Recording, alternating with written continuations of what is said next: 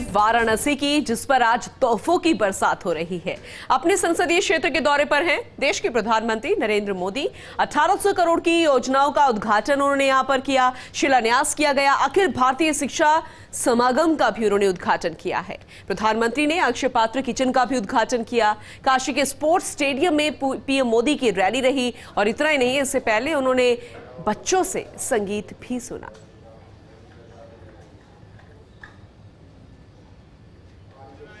हो चुकी है। हजारों करोड़ रुपए के प्रोजेक्ट्स उस पर यहां काम लगातार जारी है। भाइयों और बहनों, काशी की आत्मा अविनाशी है, लेकिन काया में हम निरंतर नवीनता लाने के लिए जी जान से प्रयास कर रहे हैं। हमारा विकास काशी को और ज्यादा गतिशील, प्रगतिशील और संवेदनशील बनाने का है। काशी का आधुनिक इंफ्रास्ट्रक्चर गतिशीलता को बढ़ा रहा है। शिक्षा, कौशल, पर्यावरण, स्वच्छता, व्यापार के लिए जब प्रोत्साहन मिलता है, नए संस्थान बनते हैं, आस्था और आध्यात्म से जुड़े पवित्र स्थानों की दिव्यता को आधुनिक भव्यता से जोड़ा जाता है, तब विकास प्रगतिशील होता है। जब गरीबों को घर, बिजली, पानी, गैस, टॉयलेट जैसी सुविधाएं मिलती हैं, नाविकों, बुनकरों, हस्तशिल्पियों, रेहड़ी पटरी वालों से लेकर बेघरों तक सभी को लाभ मिलता है, तब विकास संवेदनशील होता है। आज इस कार्यक्रम के दौरान जो लोकार्पण और शिलान्यास हुए, उनमें गतिशीलता, प्रगतिशीलता और संवेदनशीलता तीनों की झलक है। मेरी काशी सबका साथ, सबका विकास, सबका विश्वास और सबका प्रयास का बेहतरीन उदाहरण है। भाइयों और बहनों, आपने मुझे अपना सांसद बनाकर भी सेवा का मौका दिया है, इसलिए जब आप लोग कुछ अच्छा काम करते हैं तो मुझे दोगुनी खुशी मुझे हो जाती है, मेरा आनंद और बढ़ जाता है। काशी के जागरूक नागरिकों ने जिस तरह देश को दिशा देने वाला काम किया है, उसे देखकर मैं बहुत आनंदित हूं।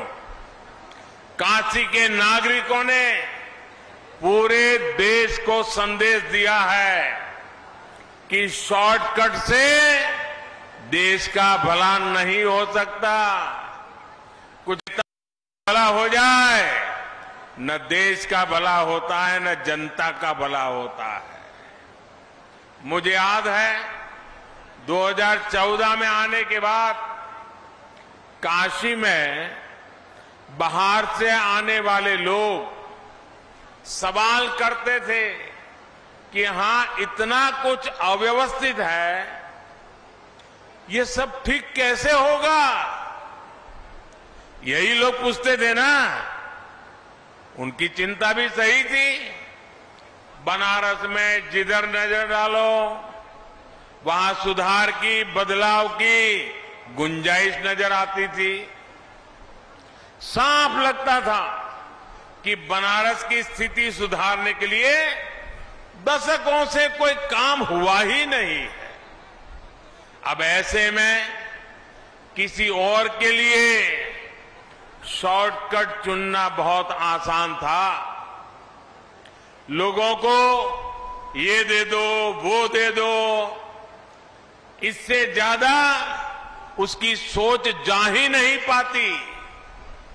कौन इतनी मेहनत करे, कौन अपना सर खपाए, कौन पसीना बहाए, लेकिन मैं बनारस के लोगों की दाद दूंगा कि उन्होंने सही रास्ता दिखाया, सही रास्ता चुना। उन्होंने दो टूक कह दिया कि काम ऐसे हो जो वर्तमान तो ठीक करे ही, भविष्य में भी कई कई दशकों तक बनारस को लाभ पहुंचाए।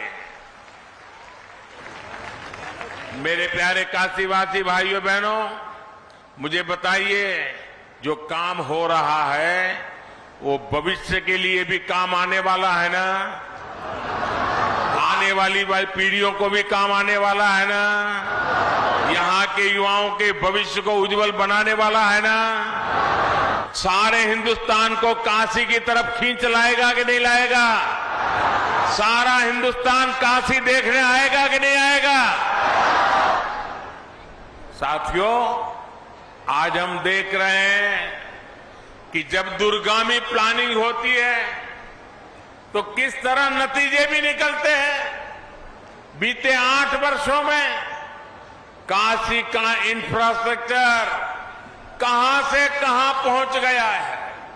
इससे किसान हो, मजदूर हो, व्यापारी हो, सभी को लाभ हो रहा है। व्यापार बढ़ रहा है, कारोबार बढ़ रहा है, टूरिज्म में विस्तार हो रहा है। रिक्शा वाला भी कह रहा है साहब दिन भर इतना काम मिल रहा है। व्यापारी कहता है साहब 6-6 महीने का माल 1 महीने में बिक जाता है। हो रहा है कि नहीं हो रहा है? तेजी आई है कि नहीं आई है? और ये जो सड़कें बन रही है, ये जो गरीबों के घर बन रहे हैं, जो पाइपलाइन बिछ रही है, इनमें जो सामान लगता है उससे सीमेंट, स्टील और निर्माण से जुड़े दूसरे उद्योगों का, छोटे मोटे दुकानदारों का, उनका भी बिजनेस बढ़ रहा है।